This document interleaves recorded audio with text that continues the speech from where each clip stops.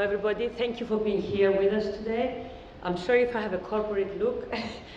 I carry it for the last 27 years, but I'm trying to change, and really I wanted to say IDEA is a program for the youth. It's a program for the startups of Cyprus. It's the first accelerator incubator program on the island, and it aims to grow the ecosystem of startups and of entrepreneurs in Cyprus. It is a social contribution program co-founded by the Bank of Cyprus and the Cyprus International Institute of Management. The coordinator on behalf of the CIIM for the IDEA program is here with us, Anastasia, so she's in the floor and she can talk about it in addition to myself. And I welcome questions afterwards on what we offer and how we can support you guys to move from the idea to the prototype and make you attractive enough to business angels in order to take your idea out and sell it. Thank you very much, Mario, for this introduction, for this description. And then we have with us Mr. Stelios Procopiou, who is a co-founder and board member of Christos Lytras. Stelios is an accountant and has more than 15 years of experience in the financial sector, specializing in the financial reporting and corporate finance, as well as investment planning. Stelios will say a few words now about Christos Lytras. Thank you, Eleftheria. Well, as a boring accountant, I wanted to find something more interesting to do. And luckily enough, back in 2012, a group of people, we came together and we founded Christos Lytras, the first clean tech accelerator in Cyprus and the region. One of my co-founders is Eloiza, who will talk about another initiative after me. As Christos Lytras, we have worked very consistently over the last 4 years, helping entrepreneurs in the area of clean tech materialize their ideas. We have had quite a few success stories so far. These efforts have paid off, and as of this year, we have officially partnered with Climate Kick, the largest initiative in the EU tackling climate change. We have put Cyprus on the map of clean tech entrepreneurship, and we can now offer the full accelerator program of Climate Kick from Cyprus, so that clean tech startup no longer has to relocate abroad. Everything is offered here. They can, we offer up to 15,000 euros per startup of equity-free funding in order to make their first steps. Next year we have planned many more actions. For example, we will host the MIT Entrepreneurship Bootcamp in Cyprus in October, various summer schools and other initiatives. So it's the pieces of the puzzle, they have started to come together. Thank you. So we have a banker, an accountant, and a lawyer who couldn't miss from this discussion. I was hoping to escape this introduction. I'm also a lawyer, so yeah, I understand. I guess in Cyprus you start from there, and then you realize you want to do something more creative and useful with your life. And yes. Not that lawyers are not useful, very useful, but there are lots of them. Yeah. I think Eloiza is also a co-founder of Christos Lytras, and she's also the CEO of Junior Achievement. Yeah. I'm going to talk about Junior Achievement. Yes. Junior Achievement is an entrepreneurship education organization. It's non-for-profit, totally run on private funding. And when I say education and entrepreneurship, I mean for kids. Primary schools and secondary schools. We are currently running in Cyprus 3 programs. So we have our signature program is a company program. So right now, across the island, there are around 400 kids, teenage kids from 15 to 18 years old, coming up with business idea, building and running their own companies while they're in school. So instead of doing like 1 hour of English or 1 hour of technology during the week, they come together to, right now they're brainstorming an idea. I think a lot of the teams are actually now selecting their business idea, and then throughout the school year we'll need to form the business company, form logos, create products, past products. We had like organic mosquito repellent spray, ecological briquettes that you can use instead of woods at fireplaces, candles, bulbs, used it for art. It's a million things that these kids can come up for. We also have a program in primary schools, which is called J More Than Money, which is about playing a Monopoly-like game and understanding how to budget for themselves, 11 years old, and starting understanding their skills and talents. We also do a bi-communal innovation camp. That's a one-day camp where we bring 50 Turkish Cypriot students and 50 Greek Cypriot students in an innovation day, and working together without telling them, oh, we're working for peace, but just working together, mixed, and like coming up with ideas that meet a challenge, business ideas again. Last year we sent them in Boston in Berkeley School of Music. It was about music, creativity, and entrepreneurship. And we also went to, I don't know if you know, we have the so-called dropout schools in Cyprus. I didn't know until last year. So basically these are students, 14 to 17, that are dropped out of schools. Either they don't pass their exams, and they're facing really big difficulties.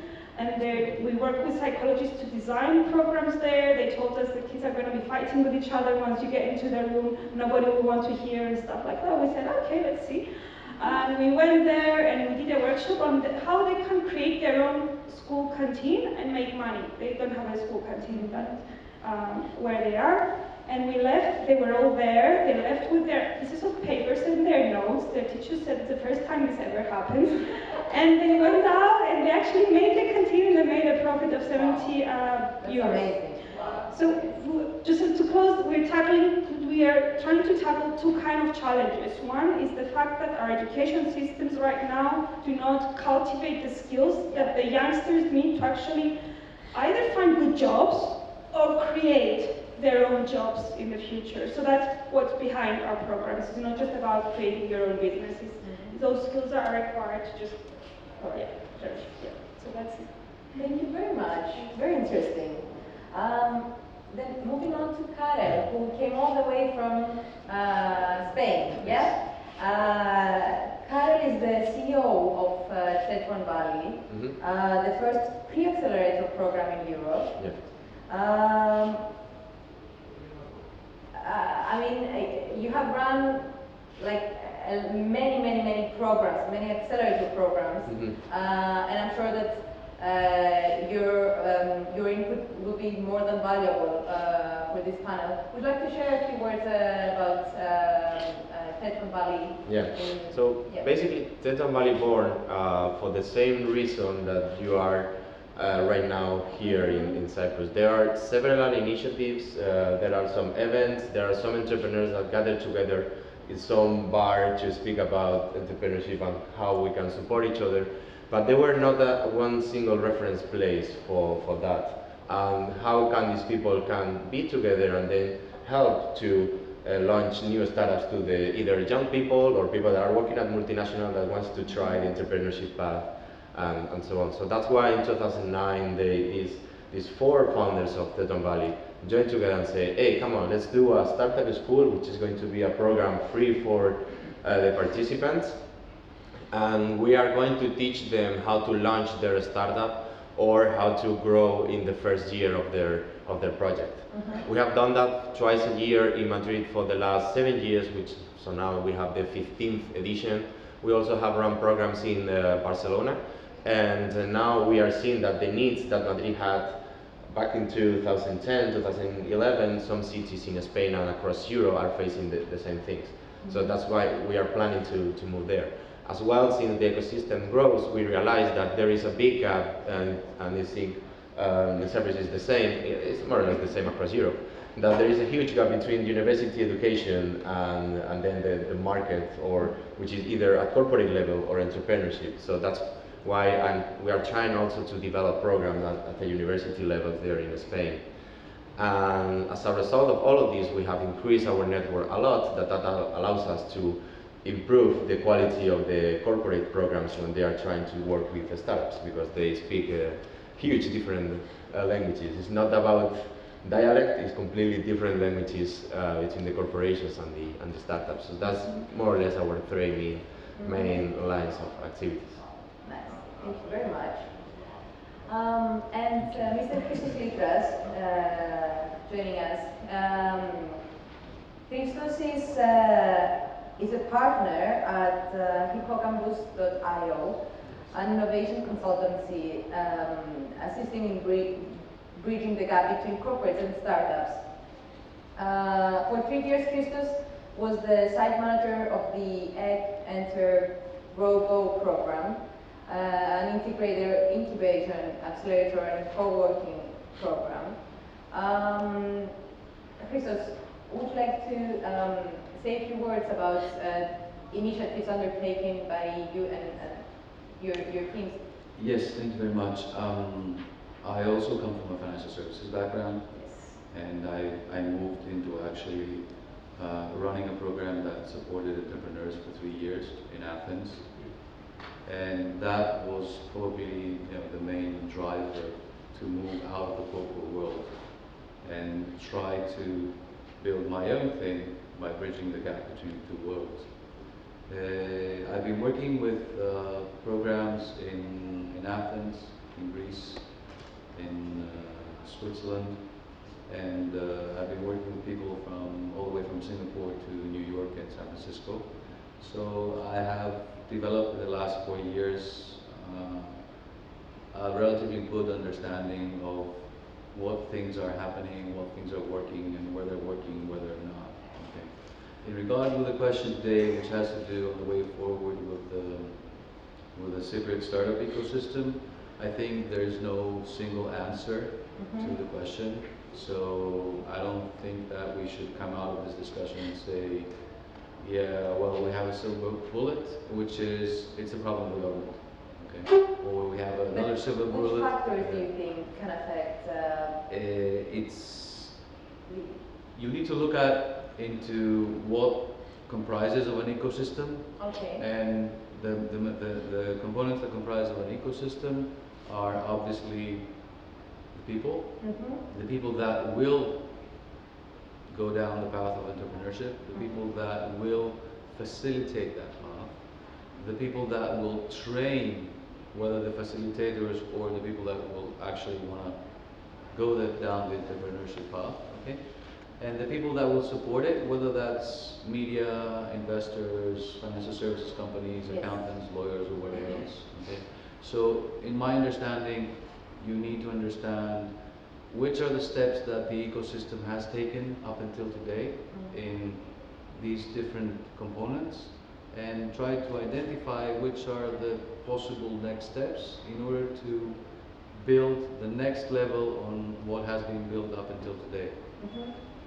My understanding is, bottom line of everything has to do with people, and we need to talk to each other more, and we need to work with each other more. Okay? That's for me. Yes, please. I couldn't agree more. I think on one hand, a big obstacle to growing the ecosystem, which is the topic matter today, is having a lot of initiatives, but not necessarily working together. And before coming here today, I asked the teams of the Idea Accelerator. We now have 5 teams who are completing their 12-month incubation in the IDEA program. I asked them, what, in your opinion, are the biggest obstacles to growing the ecosystem? And what have been the obstacles to growing your idea into product? And there was consensus on a couple of areas. One was We need mentors. We need good, committed mentors to be advising, mentoring, telling us, you are doing a good job, carry on, don't give up. And in addition to the inspirational mentor, the industry expert mentor, according to the product they are developing. So I think, rather I agree with this, I think Cyprus needs the commitment of the private business community to work side by side with the young entrepreneurs, the young talent who are brave enough to stop what they're doing, try it the hard way, and work day and night in order to become entrepreneurs. And finally, the second obstacle I have been told to growing the idea to a product and to making it scalable is the lack of funding in Cyprus. Yes, it's the beginning of the ecosystem, but still one would have thought that there would be more, at least business angels, supporting good, innovative ideas. Maybe there are out there, but it's just beginning. It's just beginning.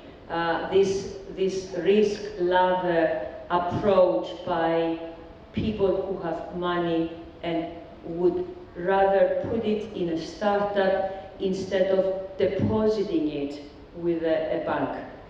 And seriously, there's no venture capital fund, not even one on the island, which, having studied the Greek ecosystem and how it grew the last four or 5 years, the establishment of a number of venture capital funds was the engine to grow fast the ecosystem in Greece. And please, Christos, if I am wrong, correct me. One of the reasons. One of the reasons. Yeah, yes, of course. It's one of many ways of expediting the effort. Do you think investors find in startups what they're looking for to invest in them? I mean, as Cypriot investors. Do you think, yeah. So we also need to understand that when people are starting and if they don't have experience as entrepreneurs, sometimes they don't know what they need. Because investment, everywhere you go, one of the problems is going to be investment at some point. Yes. If it's access to technical talent or investment, they are the best you everywhere in the world, not just here. And what they need to understand, and what is the role of the community leaders to teach them or to train us, he was saying, is to you will get investment when you are ready to get investment. So you need to have probably in Cyprus are like business angels in Spain, where they never invest in you if you don't have traction or if you don't have customers. If you have few customers in your first year of your project, then we can talk. If you don't, first gain that and then we can start the conversation. So we first have to have invest in startups ready to get investment before that. For example, in our program, the last session of our program is investment, but not because the startups are ready for that, but at least they know the basic concepts about investment and they could prepare in 6 or in 1 year when they started to look for money to not mess up and not make a lot of mistakes in terms of equity given to any advisor or the term sheet agreement between the founders and so on. So there is also a huge task teaching these entrepreneurs when to ask for money as well. Okay. Christos is focusing on a very specific type of startups. How difficult is it to, I don't know, how do you overcome any obstacles? I mean, is it like is it widely known that startups can also focus on these areas? Well, sorry, Crystal, is it for the last 4 years we've been joking, in quotes or not, that we are building the plane as we're flying it. So we have come across a number of obstacles these 4 years, and we work our way around them. Clean tech is very difficult. Compared to other industry sectors, clean tech carries the so-called technology risk as well. It's not so simple like someone just writing another iPhone application. In clean tech, most of the times there is a hardware part as well. So you need to prototype, you need to test these, go back, test again, talk to potential customers, see whether your solution is actually solving any pain, and whether there's actually someone out there willing to pay for it. So it takes much longer. There is a much higher risk of failure, and so commitment and support from in various aspects is something that they cannot do without. Just to address something about what Maria said about the lack of funding. Yes. From our discussions with the CEO of CYBAN, Cyprus Business Angels Network, Mr. Karel Escobar, that we have close collaboration with, the funding is for Cyprus, for the size of Cyprus, and for the stage of development that we are in this ecosystem. The funding is there. We are still lacking the offering towards the investors for investable ideas. And this is where we really need to focus and create a pool of investment opportunities. And we are still at a very, very early stage. Of course, if we're talking about funding at the global scale, then the sky's the limit. But that's why accelerator programs or incubators are very, very important for having and we've seen over the last couple of years, there have been many initiatives and competitions, and unfortunately, in most of the cases, we've seen the same startups participating in all this with actually nothing new. We call them accelerator junkies. Junkies. So the question is, how do we get common everywhere? Yes, how do we get more people thinking in an entrepreneurial manner and abandon the idea of becoming teachers or government employees or bank employees? Yes. Which I think Eloiza is doing a very good job. Well, she will not feel very comfortable. Junior achievement is the best thing that has ever happened to our schools. Well, you must have encountered so many obstacles, I guess, because you're dealing with kids and education, and how did you manage to basically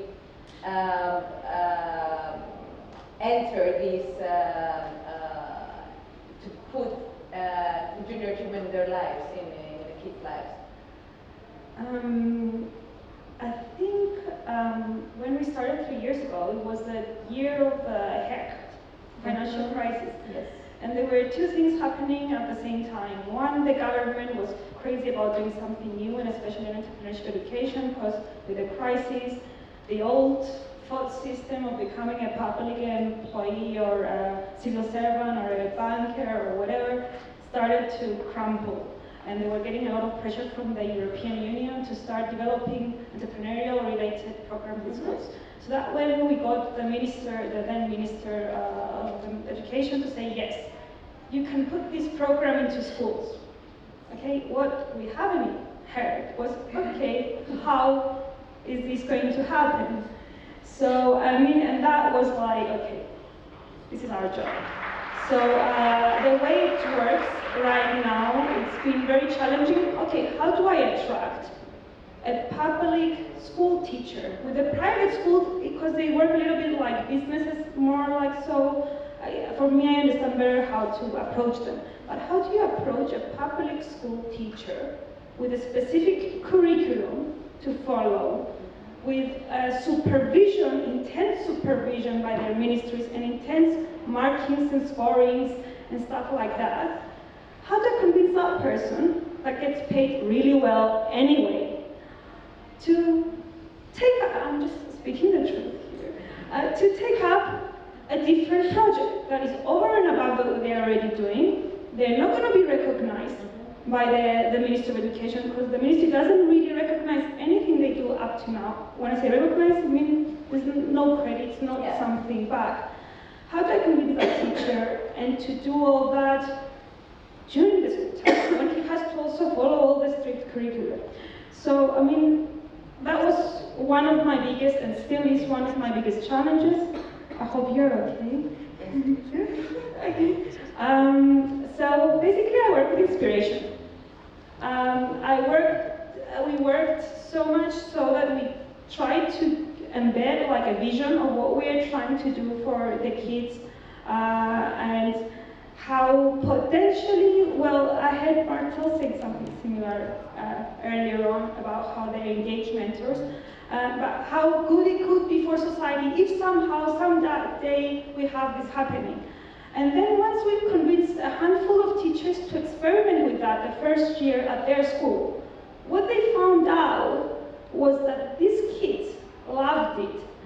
It was possibly the only subject in school that the kids wanted to participate in. That's amazing. And we had kids from like really difficult schools. We had kids like, they were used to be the naughty ones, they were not good in maths or good in English, coming from really difficult families. We also had like strong kids as well, don't get me wrong. But those kids were really outsiders. And it was for the first time someone asked them, okay, hey you, what are you good in doing? And they discovered that being naughty and like not being shy had actually its benefits if you're into business, because you can do the sales, for example, and you're not afraid of just going and grabbing customers and trying to sell the product. I'm just saying an example that it happened. So I mean, now we are still facing this challenge, but kind of the work is kind of working on its own. I mean, for the first time last week, we had a call in Junior Achievement from a group of students saying, we want to participate. Wow. We are from Cypriot Liceo, and nobody wants to take over the program because teachers do that voluntarily. Oh, okay, yes. And we're like, oh my God, I mean, this never really ever happened. So I went to Cypriot, other people went to visit them as well. And when I met with their teachers last week, they were saying, I decided to take up this project because I was so embarrassed that there were kids that wanted to do something educational and there was nobody to do it for them. So this is, I think, I would say the biggest challenge.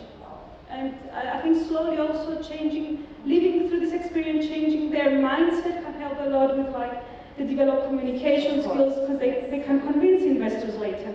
They learn how to go for customers and finding the value in what they do and convincing, because I also think the money are not the primary issue either.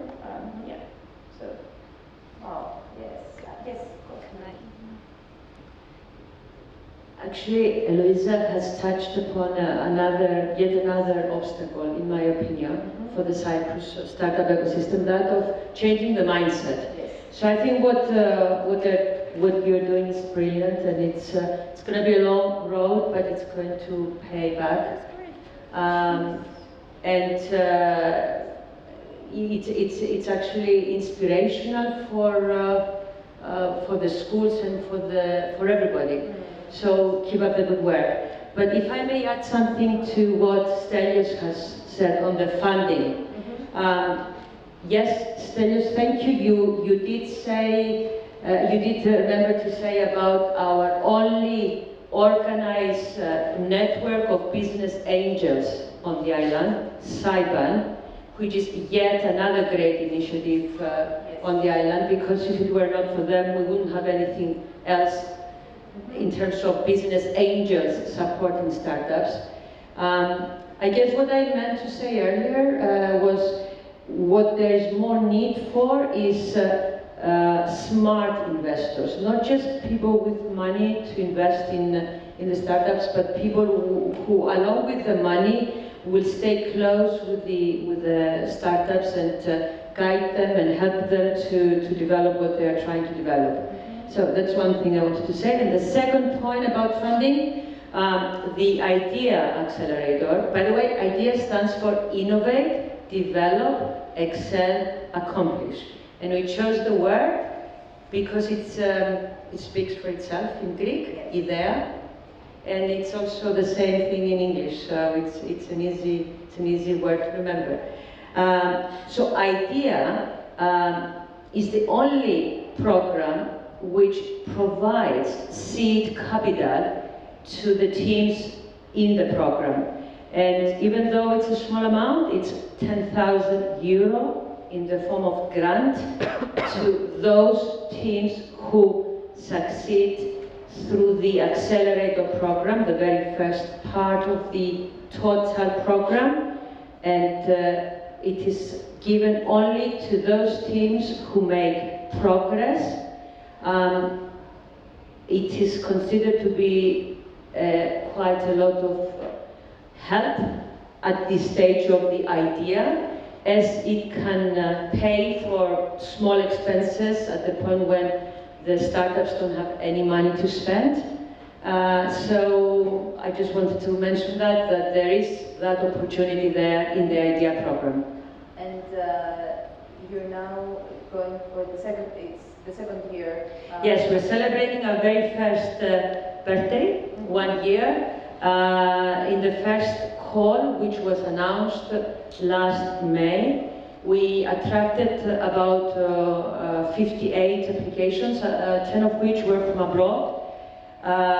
We selected 9 teams. 4 of them made it through the Accelerator program. So we had the 4 teams.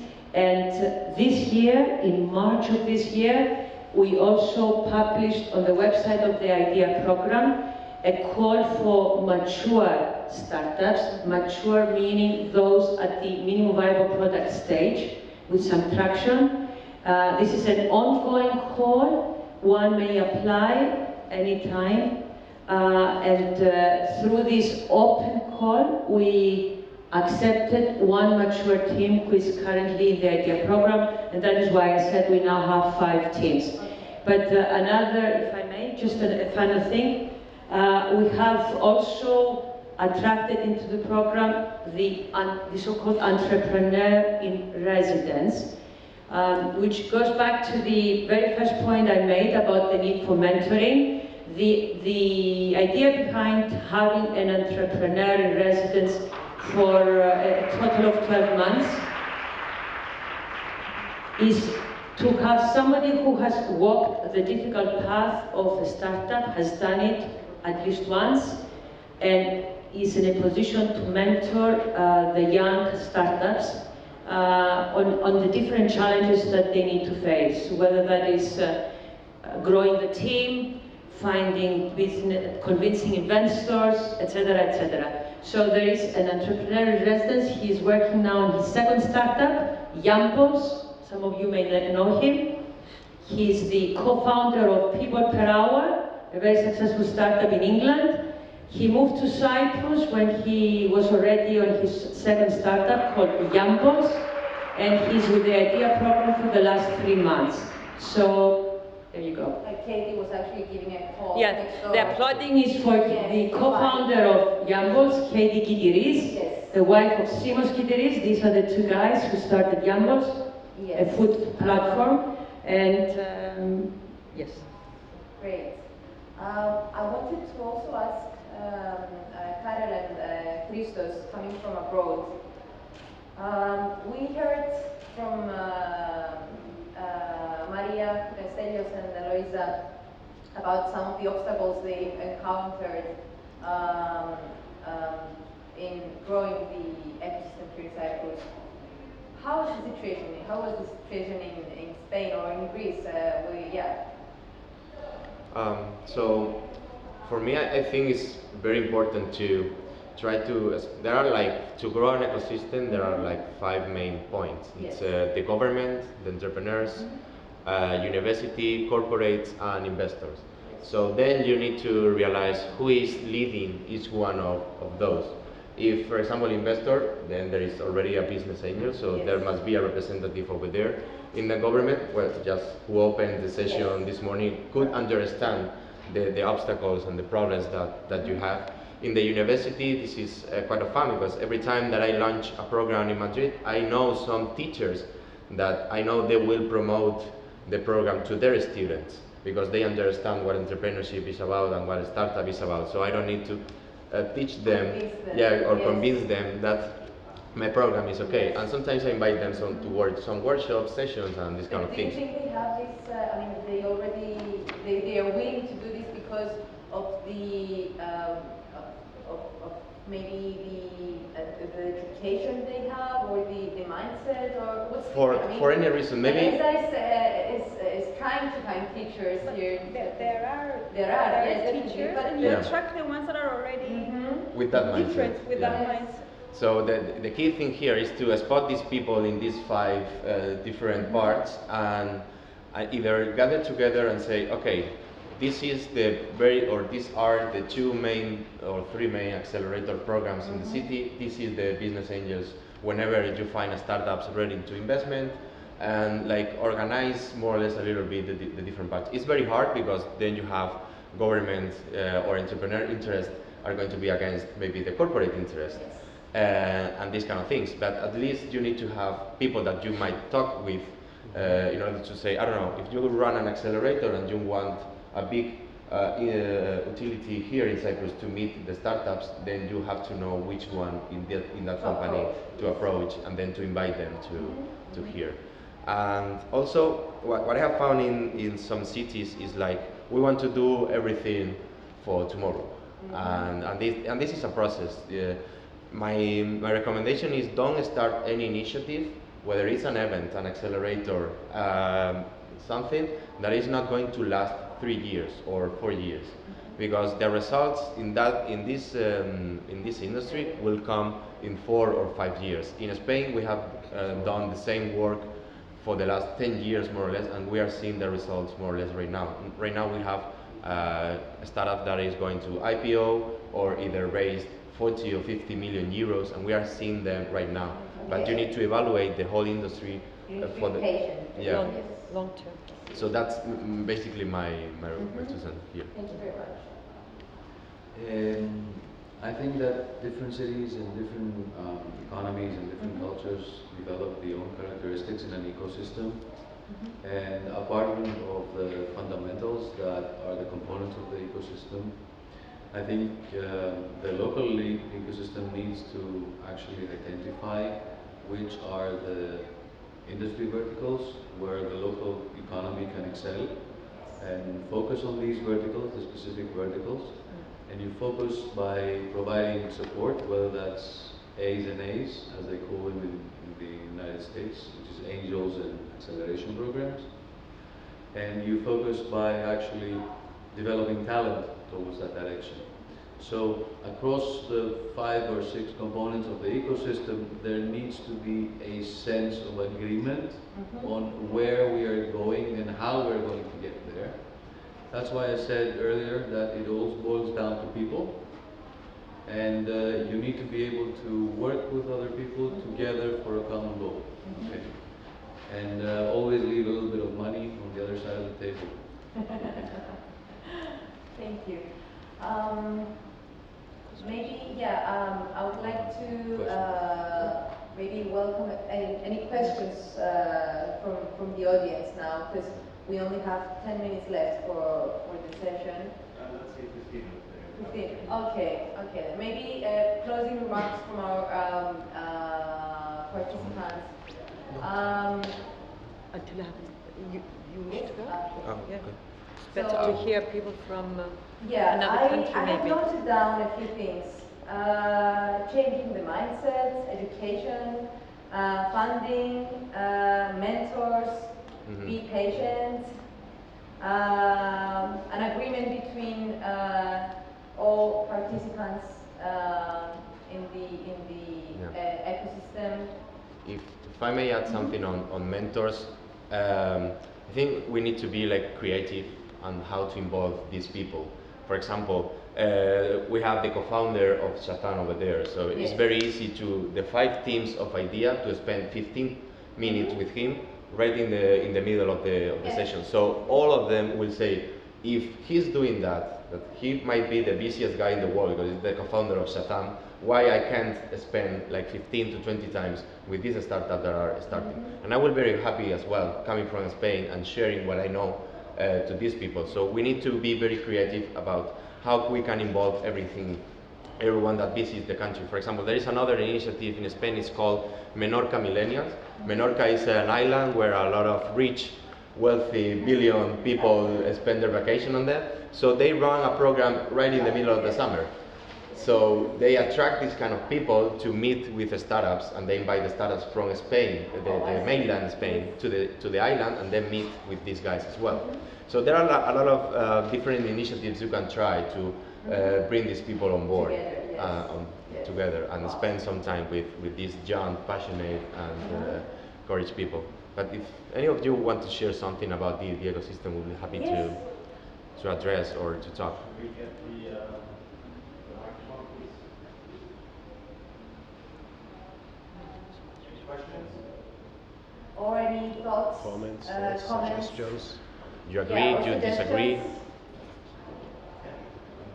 Hi, I'm a public employee, I'm a teacher at elementary schools.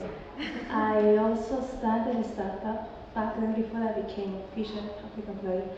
And what I feel is that the government doesn't want us to make innovative things. For example, when I became this September a public employee, they called me and told me, you are involved in this thing. You are not allowed it because it has something to do with education, and you're not allowed to do anything else. And I cannot present, I cannot do anything, I cannot speak, because they believe that I'm doing something like a private institute. So I'm a passionate person, I have a lot of energy, I want to learn more things, and they are not letting me do more things. Not only schools, but outside of schools. Yes. And what I want to do is get from the teachers, they are entrepreneurial, can't say that. But if my startup is, well, I cannot say that's my startup now, because legally, I'm not allowed to. Yeah. And I feel like I'm a tiger locked in a cage. What's your name? Margarida. Can I answer? Yes. Have you seen this video called The Last Lecture? I don't remember the name of the guy, but basically... Really posh. Really posh, yeah. Do you want to explain? I don't remember the full story. It was a guy that was dying from cancer. And he knew he had cancer and he had like 2-3 months to live. And he was giving a lecture, his last lecture to university students. And it was all about pursuing their dreams, that lecture. And one of the things that I really remember, it was talking about the walls in your dreams. So the walls are all the obstacles that you are going to face, that's what he was saying, that are going to test how much and how badly you want these things to happen. So that's what, when I'm going through all the challenges that you say, what you said, I experienced exactly the same perspective about the government and what's happening, and actually I'm thinking if the government and the ministry are talking to them like that, but they're not allowing them to grow, how is this going to work out? But on the other hand, and I have to be grateful and positive here because I saw this happening, is that there are a handful of people that they exist and they're doing amazing things. So we can meet outside and I can tell you who to talk with in your system, in your education, and that you could mingle so that you get the positive vibes of it, not just the negative vibes of it. And just keep going. Oh, that's very good.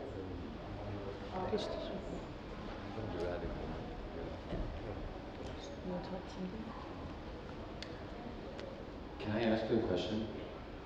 Why did you decide to become a public servant at the moment that you're like building your own thing? Because, can I have the microphone? Yeah. Where is it? It's coming. Yeah, good.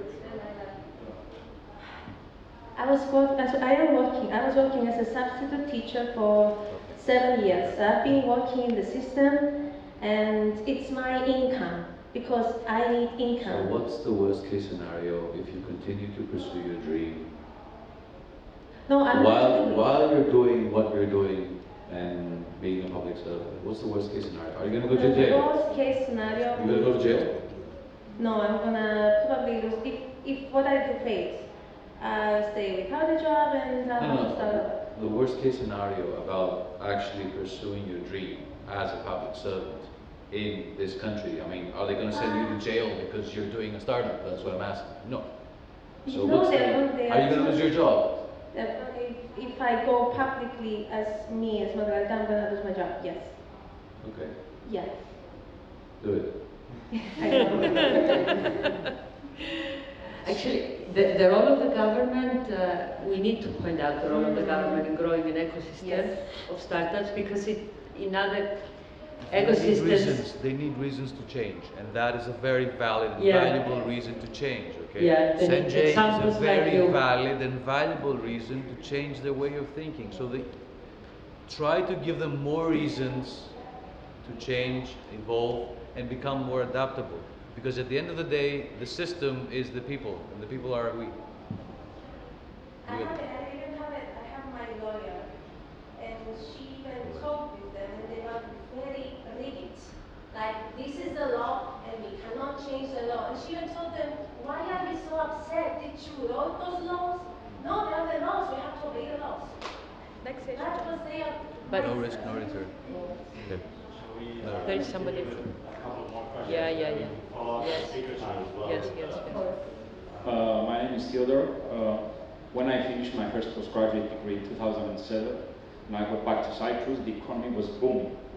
And there were basically two options you had at the time if you were talented and hardworking. You could either get a good job in the private sector, and at the time we used to go to interviews just to practice for the interviews we were interested in actually going.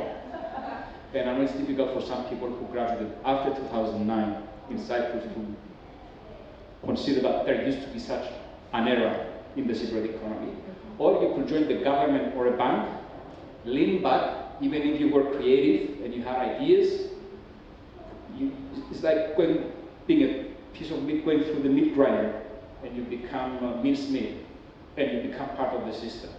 And it was at that point, after we had the crisis here in Cyprus, and I do believe at some level it's a blessing in disguise, that because all those talented people could not be absorbed by the old system, perhaps it's a coincidence, but that's when the startup system in Cyprus started to grow, even though it is still in its infancy. And I would be very curious to know what's the percentage of civil servants or people working in civic governmental organizations in Cyprus that actually begin their own startups. I would guess very low. Most likely it's people working in the private sector or are currently unemployed, but they cannot be absorbed from the system. So my question is this, and I feel you exactly, because we have to take this leap of faith to live what we're doing, to pursue the startup, because the cost is too high, but you do have to take a risk. The risk is part of entrepreneurship. And my question to you is this: do you believe that the Cypriot startup ecosystem, still in its infancy, will grow to the critical mass necessary to be self-sustained once the economy picks up? And perhaps, as Cypriots, we take the advice of our parents or grandparents. I remember my late grandmother, she used to say, "Να σε δω δάσκαλο," or "Να σε δω κυβερνητικό." It's like a civil servant. I wish to live to see you to become a teacher in the government, or to live to see you a civil servant. That was a top aspiration in Cyprus. My grandmother wanted me to become an archbishop. Archbishop. And so my question is, will we make it? As the economy picks up, will there still be a startup ecosystem in Cyprus. Ελευθερία, συγγνώμη. Yes, yes. Και εγώ θα ήθελα έτσι να απαντήσω. Of course, yes. Just a few ideas. I think that if you're talking about a technology startup ecosystem in a specific economy like the Cypriot economy, you need to identify what your main goal is. You want to build a new Google, which is a one-off thing, or you need to build smaller things that will not have the width and the breadth of Google, but will be able to sell a technology product or a company for 10, 20, 50, 100, 200, 500 million USD to a strategic investor or something like that. Okay. My understanding is that you can build a product here, but the underlying assumption must be that the product should be used globally to be able to grow your own company from the idea stage to the launch stage to the scale-up stage. Okay? So it's not only a matter of like the general economy, global economy picking up, it's also a matter of like the global economy and what is happening in the global economy.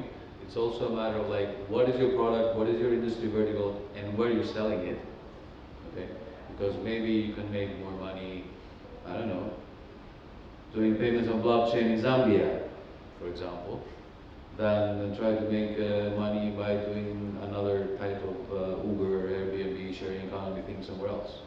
Okay? And maybe it is easier for you from Cyprus to go south, like Emilio said this morning, instead of like trying to go to San Francisco, Silicon Valley, Los Angeles, or somewhere else. I think, closing remark, I think boils down to what are the characteristics of the economy, what are the technical and the business skills of the people, how the diaspora can work with the people that are still here, because I assume that because of the financial crisis, a lot of talented people left the island. Yes. Okay, so you need to figure out a way to work with these people. Bringing them back may not be the best way to work with. Maybe you need them there because they are living and working and building their own things in your target market, which could be the UK, the US, Kenya, Japan, Singapore, whatever. So that's how it goes. If I could add on that point, I think irrespective of the economy and the way it goes, I don't think you can stop now the trend of entrepreneurship and startups. Even though also the size of the market in Cyprus is small, it is a very, very good market to test your prototype before you take it out and sell it abroad or test it further. I think what I'm trying to say is that as long as we get some success stories from Cyprus, the thing will really grow big, irrespective of the economy. So we need some unicorns, we need some success stories, Cyprus talents, irrespectively if they are in England, America, Holland, anywhere, Cypriots, and these success stories will make the thing grow. But you need these people that have made the success stories to reinvest in the Yes. ecosystem. Yes. In So fact, you need, for example, avocado guys to build another product from here.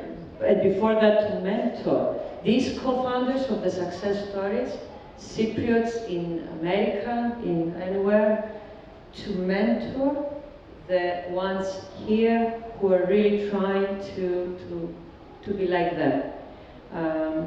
So it's first, I think, mentoring, and then networking, and then bringing them back. And then just hard work, you know, Yeah. and making a lot of mistakes. Yeah. Hopefully soon enough so you can have time to fix it.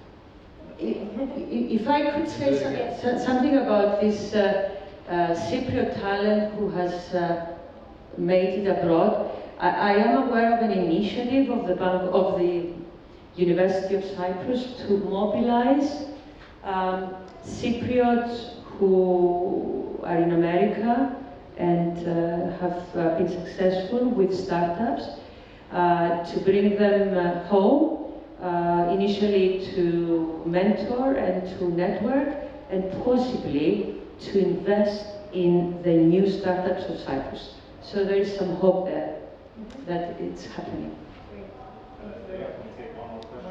Yes, one last question, please, or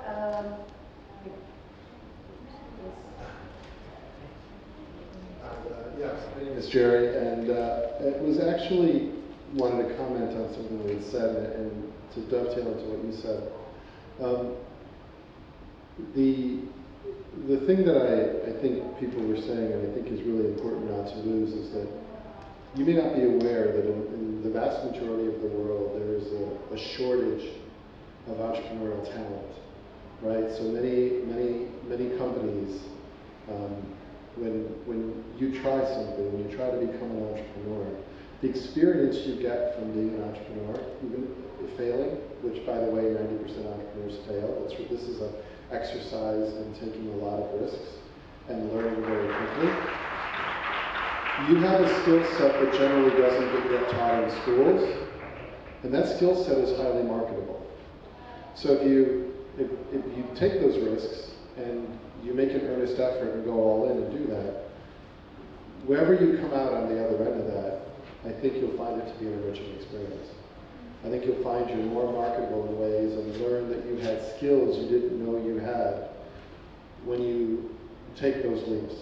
So I don't know the specifics of your situation, but I can promise you that as someone who's spent the last 10 years hiring people, right, I know very deeply what we look for in tech companies for talent. And that entrepreneurial experience, you may see yourself as a teacher today, a substitute teacher, as someone who likes to do that. You may discover you have richer talents that you don't even know that will come from the entrepreneurial experience. It's a form of self-education that I think is hugely transformative for the individual. So don't lose sight of that and be fearless. To add something on that, the program that I run in Spain is focused on early stage, and yeah, a lot of them fail after the program. They close their company and well, they don't continue with the project that they applied for. But we realized that 90% of them are actively involved in entrepreneurship initiatives. Whether it's they join a mentor, a startup, because the profile fits them. They join a colleague that is in the same batch because they need the talent that you have. Or imagine that you apply for a program, they put you in another city, or you visit somewhere else place, and then you now have contacts in that place. So as soon as you close your project, you have like a network of people that you can call and say, hey, this doesn't work. Let's talk. I want to talk about my new project, or if you want something, and so on and so on.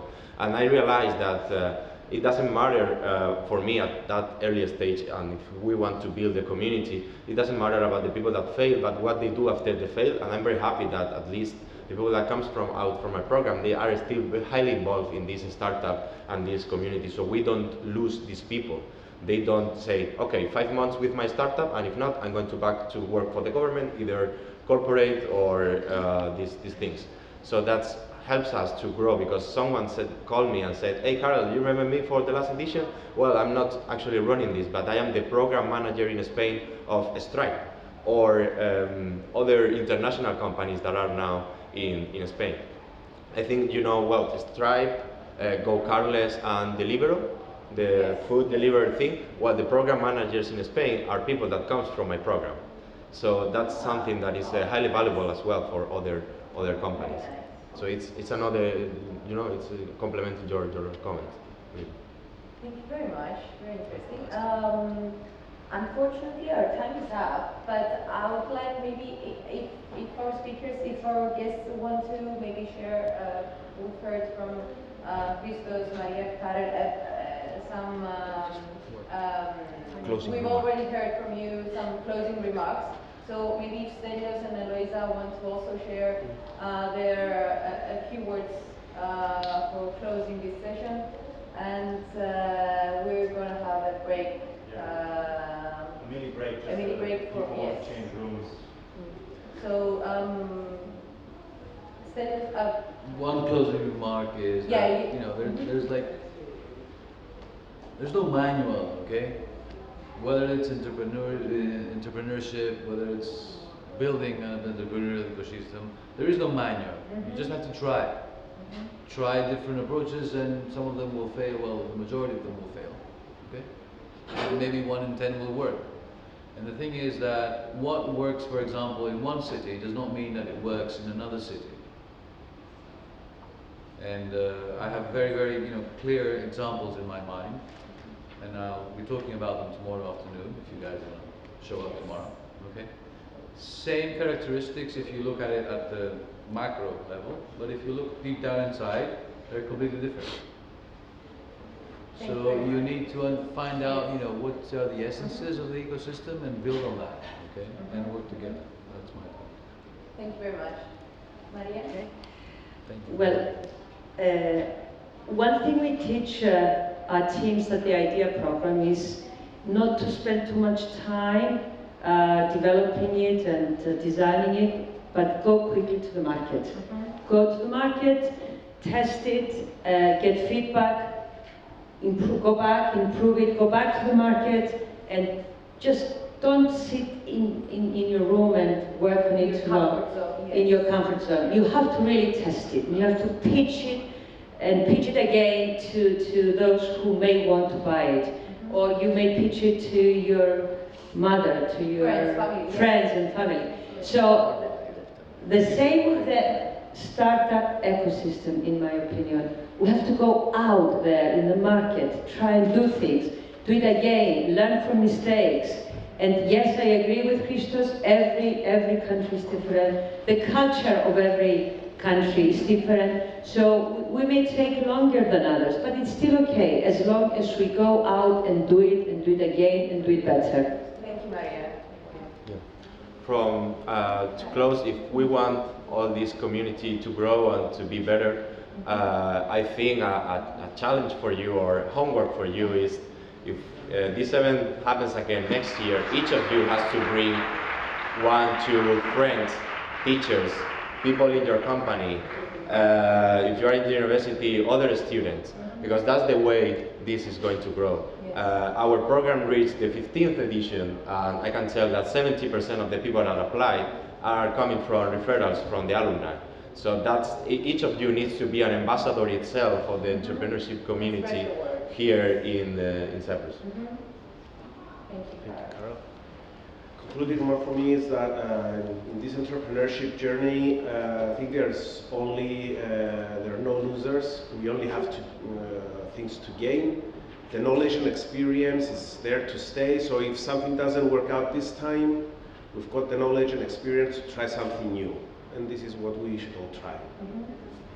Thank you, Stelios. Eloiza? And don't get lost in the bigger picture, even though I like bigger pictures. Like, just try small, do what you like, do what you love, and just go for it. And then in the end of the day, I think if it works for you, it will work for the people around you. So, yeah, that's for me. Thank you.